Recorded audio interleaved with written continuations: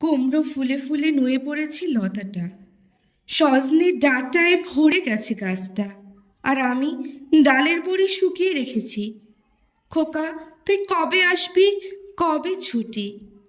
চিঠিটা তার পকেটে ছিল, ছেঁড়ার রক্তে ভেজা। মাগো, ওরা বলে সবার কথা কেড়ে নেবে, তোমার কোলে শুয়ে গল্প শুনতে দেবে না। বলো মা, তাই কি হয়? তাই তো আমার দেরি হচ্ছে। তোমার জন্য কথার ঝুড়ি নিয়ে তবেই না বাড়ি ফিরব। লক্ষ্মী মা, রাগ করো না, মাত্র তো আর কটা দিন। পাগল ছেলে, মা পড়ে আর হাসে। তোর উপরে রাগ করতে পারি? নারকেলের চিঁড়েকোটে, উড়কি ধানের মুরকি ভাজে, এটা সেটা আরও কত কি।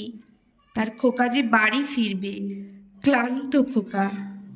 কুমড়ো ফুল শুকিয়ে গেছে, ঝরে পড়েছে ডাঁটা। পৈলতাটা নেতানো। খোকা এলি?